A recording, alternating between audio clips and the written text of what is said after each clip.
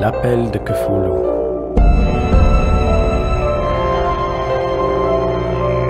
Par H.P. Lovecraft.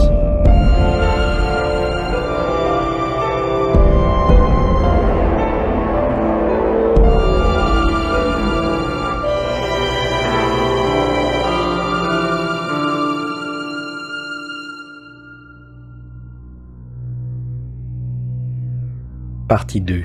Le récit de l'inspecteur Legras. Les éléments plus anciens, qui avaient conduit mon oncle à accorder tant d'importance aux rêves et aux bas-reliefs du sculpteur, formaient la seconde partie de son long manuscrit. Manifestement, le professeur Angel avait déjà, une fois auparavant, contemplé les contours infernaux de la monstruosité sans nom, médité sur le sens de ces hiéroglyphes inconnus, et entendu prononcer les lugubres syllabes que seul peut retranscrire le vocable Cthulhu. Et tout ceci via un concours de circonstances à la fois si terrible et si exaltant qu'il n'était guère étonnant qu'il eût ainsi pressé Wilcox de questions et de demandes de précision. Cet événement s'était déroulé 17 ans plus tôt, lors du colloque annuel de la Société américaine d'archéologie qui s'était tenu à Saint-Louis en 1908. En raison de sa compétence et de ses nombreux travaux, le professeur Angel occupait une place prédominante au sein de tous les débats. Et, de tous ses collègues, il était de ceux que certains historiens amateurs, profitant de l'événement pour soumettre leurs questions et les problèmes divers à l'expertise et à la sagacité des savants, venaient consulter les premiers. Le plus notable de ces spectateurs, qui devint rapidement le centre d'intérêt de toute la manifestation, était un homme d'âge mûr et d'aspect banal, qui avait fait le voyage depuis la Nouvelle-Orléans pour obtenir les renseignements que personne n'avait pu lui donner sur place. Il s'appelait John Raymond Legras, et il exerçait le métier d'inspecteur de police. Il avait apporté avec lui l'objet de sa visite, une statuette repoussante et grotesque, visiblement très ancienne, dont il ne parvenait pas à déterminer la provenance. Mais il ne faut pas en déduire pour autant que l'inspecteur Legras était féru d'archéologie. Bien au contraire, seules des considérations d'ordre purement professionnel motivaient sa demande d'éclaircissement. La statuette, idole, fétiche ou quelle que soit sa nature, avait été saisie quelques mois plus tôt dans les bayous du sud de la Nouvelle-Orléans, au cours d'une rafle visant un présumé rassemblement vaudou. Les rites qui s'y pratiquaient étaient si déroutants et si abjects que la police avait dû se rendre à l'évidence.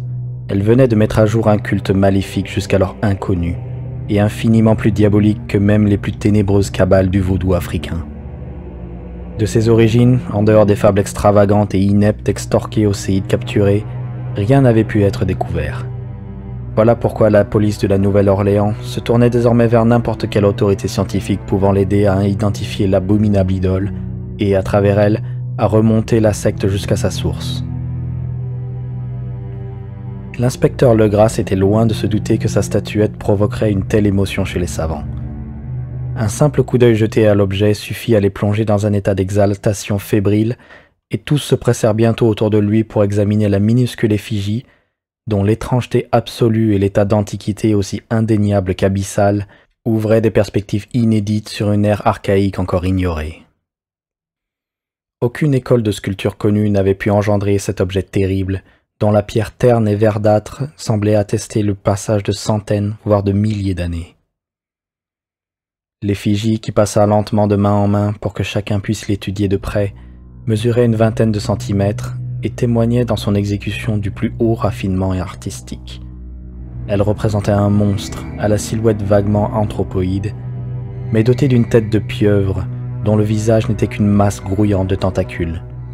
Son corps d'apparence caoutchouteuse était recouvert d'écailles et ses 4 membres étaient pourvus de griffes prodigieuses. 2 longues ailes étroites se déployaient dans son dos. Cette créature, dont semblait sourdre une effroyable et surnaturelle malignité, affichait une corpulence quelque peu boursouflée et trônait, accroupie dans une attitude malfaisante, sur un socle ou un piédestal rectangulaire recouvert de caractères indéchiffrables. Les extrémités de ses ailes touchaient l'arrière du piédestal.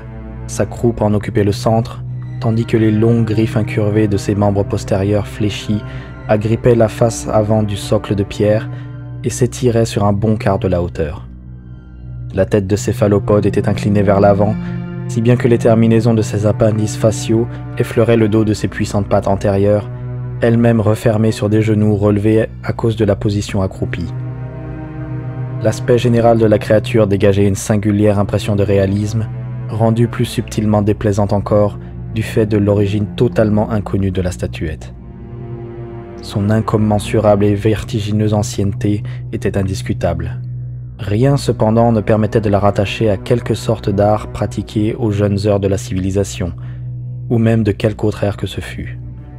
Plus saisissant encore, le matériau lui-même constituait une énigme, car cette pierre grasse, d'un noir verdâtre mouchetée de particules dorées et de stries iridescentes, ne figurait dans aucune des classifications de la géologie ou de la minéralogie.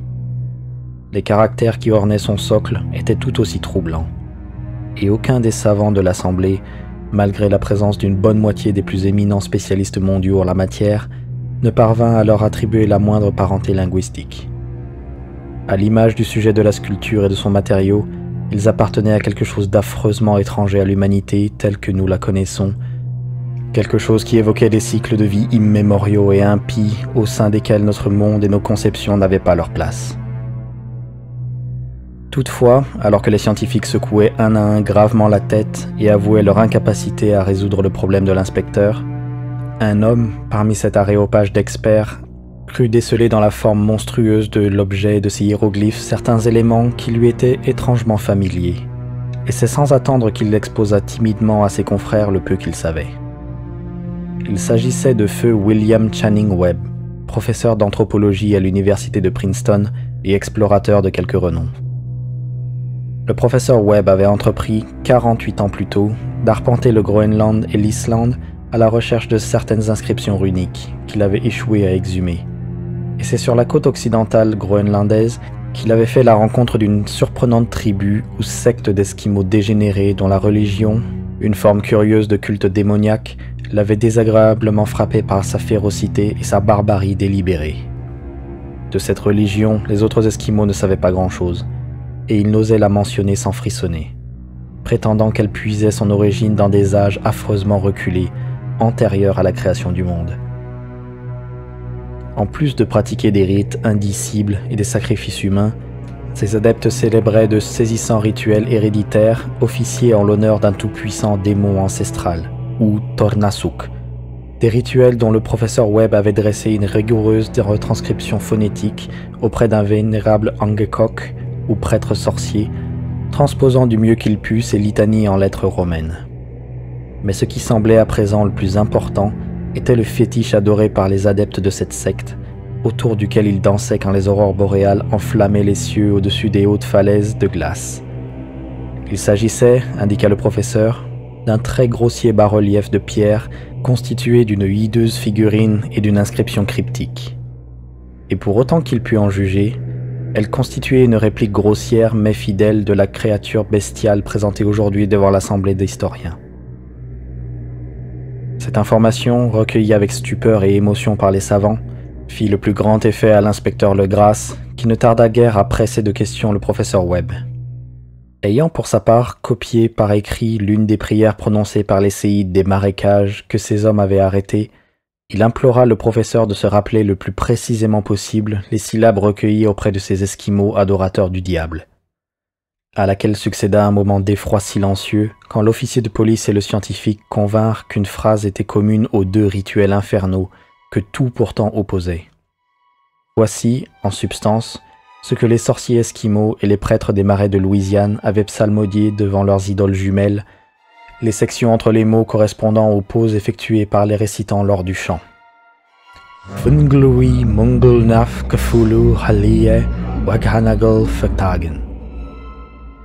Le Grasse avait un coup d'avance sur le professeur Webb, car plusieurs des mulâtres faits prisonniers par ces hommes lui avaient révélé le sens de cette formule, qui leur avait été enseignée par des célébrants plus âgés. Ce texte, en l'état, pouvait se traduire de la manière suivante. Du fond de son tombeau à Relié, Cthulhu rêve et attend. Alors, à la demande générale et pressante de l'assistance, l'inspecteur Legrasse relata minutieusement sa confrontation avec les adorateurs des marais, un récit auquel mon oncle avait accordé, semble-t-il, beaucoup d'importance. Il avait la saveur des plus folles divagations des faiseurs de mythes et des théosophes, et dénotait chez ces sans-mêlés et autres parias un insoupçonnable degré d'imagination cosmique. Le 1er novembre 1907, la police de la Nouvelle-Orléans avait reçu un appel à l'aide désespéré en provenance de cette région de lagunes marécageuses qui s'étend au sud de la ville. Ses habitants, pour la plupart de frustes mais honnêtes descendants des hommes de Lafitte, étaient en proie à la terreur la plus pure depuis qu'un fléau inconnu s'était abattu sur eux au cours de la nuit. Il semblait mettre en cause le vaudou, ou plutôt une effroyable variété de vaudou dont ils n'avaient encore jamais fait l'expérience. Plusieurs de leurs femmes et enfants avaient disparu depuis que le battement incessant d'un tam-tam démoniaque résonnait dans les profondeurs de ces bois obscurs et hantés où nul n'osait s'aventurer. S'en échappaient également des cris démentiels et des hurlements déchirants, des mélopées cauchemardesques et d'infernales flammes dansantes. À tel point, avait conclu le messager terrifié, que la situation était devenue intolérable pour les habitants des marais. Un détachement de 20 policiers, répartis dans 2 fourgons et une automobile, quitta donc la ville en fin d'après-midi, guidé par le messager transi de peur. Arrivés au bout de la route praticable, ils mirent pied à terre et pataugèrent en silence sur plusieurs kilomètres, sous les inquiétantes frondaisons des cyprès et où la lumière du jour ne filtrait jamais. Des racines torves et de malfaisants filets de mousse espagnols, suspendus aux branches, entravaient leur progression, tandis que les vestiges de quelques morbides habitats, ici un tas de pierres poisseuses, là un pan de mur pétrifié, intensifiaient l'atmosphère oppressante que chaque arbre difforme et chaque îlot spongieux contribuait à donner. Quand le village de leur guide, une misérable grappe de cahutes, se détacha enfin dans le lointain, ses habitants hystériques coururent se réfugier autour du groupe de lanternes sautillantes. Le tumulte assourdi des tam-tams était désormais perceptible au plus profond des marécages, et des hurlements à glacer le sang leur parvenaient par intermittence, chaque fois que le vent tournait. Au loin, par-delà les travées sans fin des bois enténébrés, un flamboiement rougeâtre palpitait derrière de pâles broussailles. Malgré leur peur de se retrouver de nouveau seuls, les villageois effrayés refusèrent catégoriquement de faire le moindre pas en direction de cette cérémonie blasphématoire. Abandonnés par leur guide, Legras et ses 19 collègues s'engouffrèrent donc seuls dans d'obscures galeries d'épouvante qu'aucun d'entre eux n'avait jamais foulées. La région dans laquelle ces policiers venaient de pénétrer avait la réputation d'être un territoire maudit, que les Blancs n'osaient ni traverser ni explorer. Les légendes qui l'entouraient faisaient mention d'un lac secret, dérobé à la vue des mortels, où demeurait une chose informe, blanche et polypeuse, aux dimensions monstrueuses et bardée d'yeux luminescents. Les villageois racontaient à voix basse que des démons aux ailes de chauve-souris jaillissaient à minuit de grottes souterraines pour venir l'adorer. D'après eux, elle siégeait déjà ici bien avant d'Iberville, bien avant la Salle, bien avant les Indiens et même bien avant les animaux et les oiseaux de la forêt. C'était un cauchemar incarné, et poser les yeux sur elle signifiait la mort. Mais elle hantait les songes des hommes, si bien qu'ils en avaient appris assez pour l'éviter. La bacchanale vaudou avait lieu à la périphérie de ce domaine interdit, mais c'était suffisamment près pour dissuader les villageois de s'en approcher, comme si le lieu même de la cérémonie les terrifiait plus encore que les bruits révoltants et les événements tragiques qui l'accompagnaient. Seule la poésie ou la démence peuvent rendre justice aux clameurs perçues par les hommes de Legras tandis qu'ils s'enfonçaient péniblement dans ce bourbier obscur, en direction de la lueur rougeoyante et des tam-tams étouffés. Certaines qualités vocales sont propres aux hommes, et d'autres aux animaux, et rien n'est plus terrible que d'entendre les unes jaillir des gosiers des autres. La fureur bestiale et la débauche orgiaque engendraient des hurlements et des râles d'une telle intensité démoniaque qu'ils déchiraient la nuit, déferlant sur la forêt obscurcie à la manière d'ouragans pestilentiels vomis par les abîmes de l'enfer. Par moments, les ululements anarchiques cessaient pour laisser place à un chœur chevronné de voix rauques, psalmodiant en rythme cette funeste formule ou prière. Funglui mungelnaf kfulu halia muganagal fetagen. Enfin, les policiers qui avaient atteint un bosquet d'arbres plus minces découvrirent soudain l'affreux spectacle. 4 d'entre eux chancelèrent, l'un perdit connaissance et 2 autres, fortement ébranlés, poussèrent des cris d'épouvante heureusement couverts par la folle cacophonie de l'orgie en cours. Legras aspergea d'eau des marais le visage de l'homme évanoui, puis tous se regroupèrent, tremblants et comme hypnotisés d'horreur. Au centre d'une clairière naturelle du marécage se dressait un îlot herbeux large d'1 demi-hectare environ, vierge de tout arbre et relativement sec. Là, caracolait et se tordait une indescriptible horde d'humains monstrueux, comme seul aurait pu la figurer un Syme ou un Angarola. Complètement nue, cette engeance métissée braillait, mugissait et se contorsionnait autour d'un gigantesque feu de joie circulaire, au cœur duquel se dressait, visible entre les langues de flammes, un monolithe de granit haut d'au moins 2,50 m. À son sommet trônait, incongru dans sa petitesse, la vénéneuse idole sculptée. Le monolithe cerné par les flammes était également au centre d'un vaste cercle formé par 10 gibets, auxquels pendaient, le cou brisé, les corps méthodiquement scarifiés des malheureux villageois disparus. Circonscrite entre le cercle de cadavres et le cercle de feu, une ronde bondissante entraînait les adorateurs excités de la gauche vers la droite en une bacchanale sans fin. Victime d'une hallucination auditive ou bien d'un simple écho, l'un des hommes de Legrasse, un Espagnol aux nerfs fragiles, crut entendre des réponses à l'incantation s'élever de cette obscure et lointaine section des bois qui inspirait tant de légendes et d'horreurs aux natifs de la région. Par la suite, je rencontrai et interrogeai cet homme, Joseph D. Galvez. Il fit preuve au cours de notre entretien d'une imagination débordante, allant jusqu'à prétendre avoir perçu les battements voilés d'ailes immenses, ou entrevu des yeux luisants et une titanesque masse blanche par-delà les branchages les plus reculés. Selon moi, le pauvre bougre avait trop prêté l'oreille aux superstitions locales. Cependant, l'hébétude horrifiée des policiers fut de courte durée. Le devoir passait avant tout, et malgré la bonne centaine d'officiants métis qui leur faisaient face, les agents se fièrent à leurs armes à feu et plongèrent avec détermination au milieu de l'écœurant attroupement. 5 minutes durant, le vacarme et le chaos de la mêlée défièrent toute description. Les coups de poing le disputèrent aux coups de feu, et de nombreux hommes prirent la fuite, mais à l'issue du combat, Legrasse avait fait pas moins de 47 ombrageux prisonniers qu'il somma de se rhabiller à la hâte et de s'aligner entre 2 rangées de policiers. 5 adeptes avaient péri pendant l'assaut. 2 autres, grièvement blessés, furent emportés par leurs camarades sur des civières de fortune. La statuette, bien entendu, fut soigneusement descendue du monolithe et confiée à Legrasse. Interrogés au commissariat après un voyage éprouvant, tant nerveusement que physiquement, les prisonniers se révélèrent être d'une nature abâtardie, vile et mentalement aberrante. Il s'agissait pour la plupart de marins, matinés de noirs et de mulâtres originaires des Caraïbes ou de l'île de Brava au Cap-Vert, ceux-là même qui donnaient à ce culte composite sa coloration vaudou. Toutefois, dès le début de l'interrogatoire, il devint évident qu'ils adhéraient à une croyance bien plus profonde et bien plus ancienne que le simple fétichisme africain. Bien qu'ignorantes et dépravées, ces créatures exprimèrent avec une surprenante cohérence l'idée centrale de leur foi répugnante. Ils disaient adorer les grands anciens, qui vécurent bien des ères avant l'apparition des hommes et qui, venus du ciel, avaient investi notre monde du temps où il était encore jeune. Ces anciens désormais disparus gisaient dans les entrailles de la terre ou au fond de la mer. Mais leurs dépouilles avaient chuchoté leurs secrets dans les rêves des premiers hommes, et ceux-ci leur avaient voué un culte qui subsistait encore aujourd'hui. C'était à ce culte que les prisonniers appartenaient. Selon eux, il existait depuis toujours et perdurerait à jamais, tapi dans les lointains déserts et les obscurs recoins de notre terre, jusqu'au jour où son grand prêtre Kefulu s'éveillerait dans sa sombre demeure de Relia, la grandiose cité sous-marine, pour reconquérir le monde.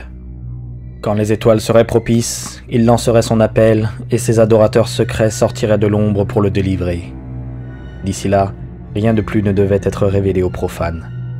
Les prisonniers préservaient un secret que même la torture n'aurait su leur arracher. L'humanité était loin d'être la seule espèce douée de conscience sur cette terre, car des formes surgissaient parfois des ténèbres pour se manifester aux rares fidèles.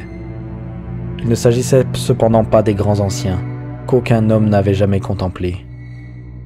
L'effigie sculptée représentait le puissant Kefulu, mais aucun des prisonniers n'aurait pu dire si les autres anciens lui ressemblaient ou non.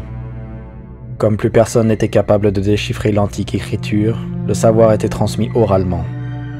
La prière rituelle ne renfermait pas ce fameux secret, car celui-ci ne pouvait être prononcé à haute voix, mais seulement murmuré.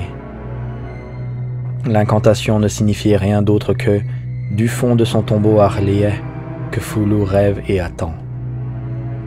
Seuls 2 des prisonniers furent jugés suffisamment sains d'esprit pour être pendus. Les autres furent confiés à diverses institutions. Tous nièrent avoir pris part au sacrifice rituel, alléguant que les meurtres avaient été commis par des créatures aux ailes noires qui avaient quitté leur ancestral lieu de réunion dans les bois maudits pour les rejoindre. Il fut toutefois impossible de leur soutirer une description cohérente de ces mystérieux alliés. Les informations recueillies par la police provenaient pour la plupart d'un métis immensément âgé nommé Castro, qui déclarait avoir vogué vers des ports étranges et s'être entretenu avec des prêtres immortels de la secte dans les montagnes de Chine. Les bribes d'horribles légendes dont se souvenait le vieux Castro faisaient pâlir les spéculations des théosophes et soulignaient le caractère jeune et transitoire de l'humanité et de notre monde. Durant de lointains éons, d'autres entités avaient régné sur la Terre, qu'elles avaient peuplée d'immenses cités. Selon les dires des Chinois sans âge que le marin avait rencontrés, les rochers cyclopéens qui parsèment certaines îles du Pacifique étaient leurs vestiges. Ces entités avaient péri bien des millénaires avant l'avènement des hommes, mais certaines pratiques occultes permettaient de les ramener à la vie lorsque les astres retrouveraient l'alignement propice dans le cycle de l'éternité. Elles-mêmes venaient des étoiles, et leurs idoles les avaient accompagnées dans leur chute. Ces grands anciens, avait expliqué Castro, n'étaient pas à proprement parler des êtres de chair et de sang. Ils possédaient un corps, comme l'attestait la statuette en pierre d'étoile, mais ce corps n'était pas constitué de matière. Quand les astres leur étaient favorables, ils pouvaient fendre l'espace et plonger de monde en monde, dans le cas contraire, ils s'éteignaient. Mais même s'ils avaient cessé de vivre, ils n'étaient pas réellement morts pour autant, et ne le seraient jamais. Ils gisaient au fond de leur tombeau de pierre au sein de la vaste R'lyeh, préservés par les sortilèges du puissant Cthulhu, dans l'attente de leur glorieuse résurrection, le jour où les astres et la terre seraient prêts pour leur retour. Mais lorsque ce moment viendrait, seule une force extérieure pourrait libérer leur corps. Ces mêmes sortilèges qui les conservaient intacts les empêchaient également de prendre l'initiative. Ils en étaient réduits à attendre et à méditer, étendus dans l'obscurité, pendant que s'écoulaient d'innombrables millions d'années. Ils n'ignoraient toutefois rien de ce qui se passait dans l'univers, car ils communiquaient par la pensée. En ce moment même, ils conversaient sans doute au fond de leur tombeau. Quand du chaos infini avait émergé les premiers hommes, les grands anciens s'étaient adressés aux plus réceptifs d'entre eux par le biais de leurs songes. Modeler les rêves des humains était pour eux l'unique moyen de transmettre leur langage à nos grossiers esprits de mammifères. Ces premiers hommes, murmurait Castro, avaient dès lors voué un culte aux hautes idoles que leur avaient montrées les grands anciens, des idoles polies par les vents stellaires, échouées sur Terre bien des âges plus tôt. Ce culte ne mourrait jamais jusqu'à ce que les astres aient retrouvé leur place. Alors les prêtres clandestins libéreraient le grand Cthulhu de son tombeau afin qu'il ramène ses sujets à la vie et reconquiert son empire sur le monde. Le jour de son réveil serait aisé à déterminer, car il adviendrait quand l'humanité serait devenue pareille aux grands anciens, libre, sauvage, affranchi du bien et du mal, foulant aux pieds les lois de la morale et plongé dans le tumulte euphorique et meurtrier d'une orgie sans fin. Les anciens délivrés enseigneraient alors aux hommes de nouvelles façons de hurler, d'exulter, de tuer et de jouir, et la planète entière flamboierait dans un holocauste d'extase libératrice. D'ici là, la secte devait, grâce aux rituels appropriés, perpétuer le souvenir de ces antiques arcanes et prédire leur retour prochain. Aux premières heures de l'humanité, certains élus s'entretenaient en rêve avec les anciens ensevelis, mais ces échanges avaient pris fin quand R'lyeh, l'immense cité aux monolithes et aux sépulcres de pierre, avait été engloutie par les flots. Les eaux des abysses, abritant le seul mystère primordial capable d'entraver la pensée, sonnèrent le glas de cette communication spectrale. Mais elle survécut dans les mémoires, et, à en croire les grands prêtres, la cité remonterait quand les astres seraient propices. Puis vint le temps des noirs esprits de la terre, ces ombres putréfiées vomies par le sol qu'accompagnaient d'indistinctes rumeurs jaillies des grottes sous-marines oubliées. Mais Castro n'osa pas en dire davantage. Il s'interrompit brusquement après les avoir évoqués et refusa d'en dire plus, en dépit des trésors de persuasion et de ruse que déployèrent les inspecteurs. Curieusement, le vieux marin répugnait également à décrire la taille des anciens. Quant à la secte, il estimait qu'elle avait pour origine le sauvage désert d'Arabie, là où Irem, la cité des piliers, rêve inviolé entre les dunes. le culte n'avait aucun rapport avec la sorcellerie européenne et demeurait pratiquement inconnu en dehors de ses adeptes. Aucun grimoire n'y faisait jamais vraiment allusion, bien que les Chinois immortels aient suggéré qu'il exista dans le Necronomicon de l'arabe fou Abdul al-Hazred des phrases équivoques destinées aux seuls initiés, au premier rang desquels ces vers fort controversés « N'est pas mort ce qui a jamais d'or, et au fil des âges peut mourir même la mort ». Le Grâce, profondément ébranlé et plus que perplexe, avait en vain tenté de se renseigner sur la filiation historique de la secte. Manifestement, Castro n'avait pas menti au sujet de sa clandestinité. Le culte secret comme l'idole ayant confondu les experts de l'université Tulane, l'inspecteur s'était donc adressé aux plus éminents archéologues du pays lors de leur réunion annuelle où l'attendait le professeur Webb et son aventure groenlandaise. L'importante correspondance que les membres du Congrès échangèrent plus tard entre eux, et à laquelle j'ai pu avoir accès par la suite, démontre tout l'intérêt fébrile qu'avait suscité chez ces historiens le récit de Legrasse et la statuette qui l'étayait, même si cela est à peine mentionné dans le compte-rendu officiel des débats publiés par l'association. La prudence est de mise lorsque l'on est, comme ces hommes, régulièrement exposé aux pires impostures et charlataneries. Legrasse prêta quelque temps l'idole au professeur Webb, mais elle lui fut rendue à la mort de ce dernier et demeure depuis en sa possession. J'ai pu l'examiner il y a peu. C'est un objet proprement terrifiant, et indéniablement semblable à la sculpture onirique du jeune Wilcox. L'enthousiasme de mon oncle pour l'artiste m'apparaissait désormais bien compréhensible.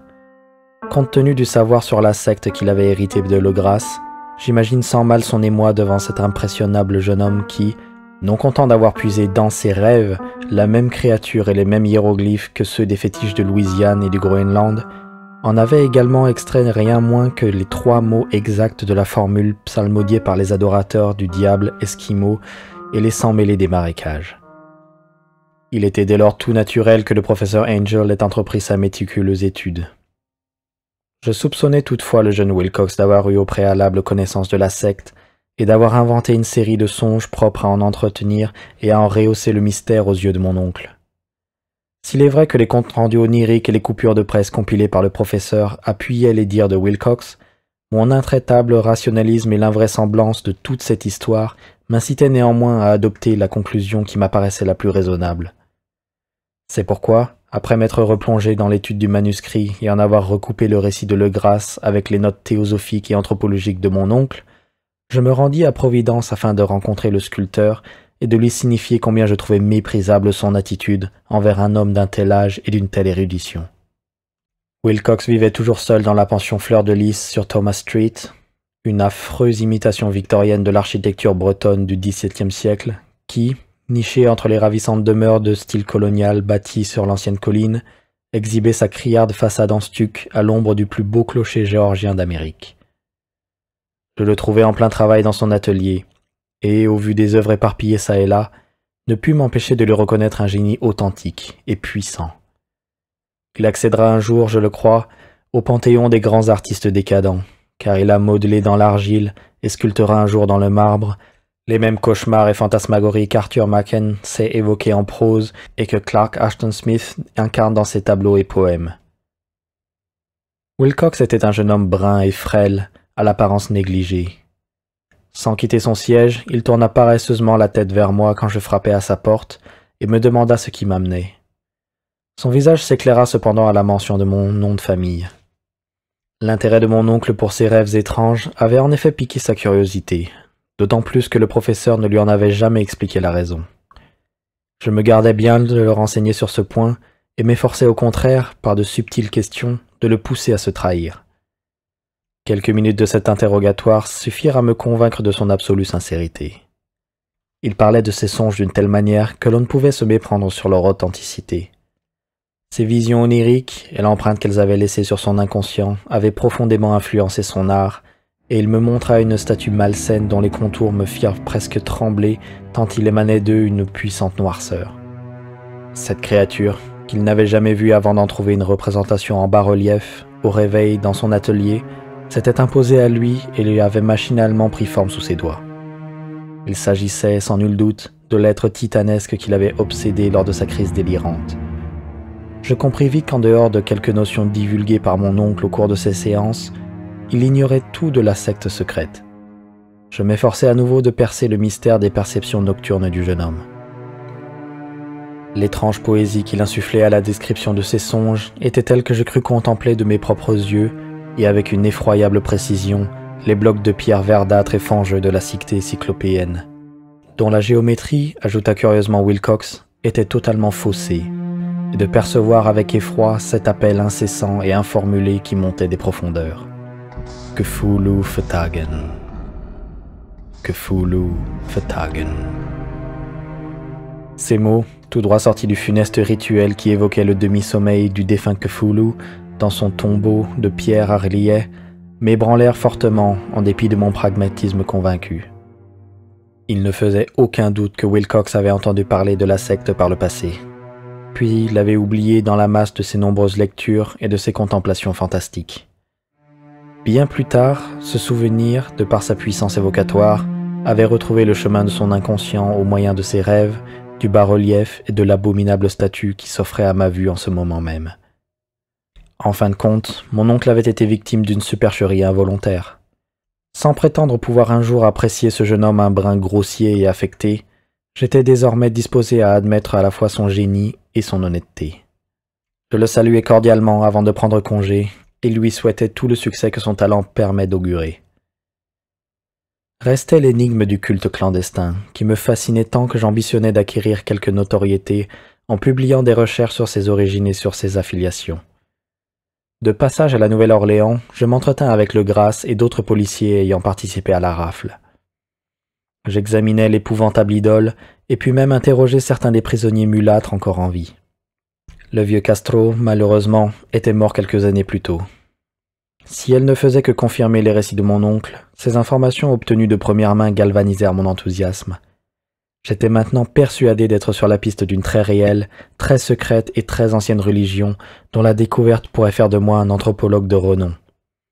Fidèle à mes convictions matérialistes d'alors, auxquelles j'aimerais encore adhérer aujourd'hui, je repoussais avec un inexplicable mauvais esprit les concordances entre les coupures de presse et les rêves consignés par mon oncle. Concernant la mort de ce dernier, je commençais à nourrir sur ses causes naturelles quelques soupçons, qui, je le crains, se sont avérés depuis. Il s'était écroulé sur les pavés d'une ruelle étroite et escarpée qui surplombait les quais grouillants d'étrangers du vieux port, après qu'un matelot noir l'eût accidentellement bousculé. Je n'oubliais ni les origines métissées, ni les professions maritimes des séides arrêtés en Louisiane, et je n'eus guère été surpris d'apprendre l'existence au sein de ce culte de méthodes et de poisons secrets aussi barbares et aussi anciens que ces impénétrables rituels et croyances. Le Grasse et ses hommes avaient, il est vrai, été épargnés, mais on ne pouvait en dire autant d'un matelot norvégien qui avait été témoin de certains événements. Se pouvait-il que les recherches entreprises par mon oncle après les révélations du jeune sculpteur soient remontées jusqu'aux sinistres membres de la secte? Je pense à présent que le professeur Angel est mort parce qu'il en savait trop, ou qu'il était sur le point d'en savoir trop.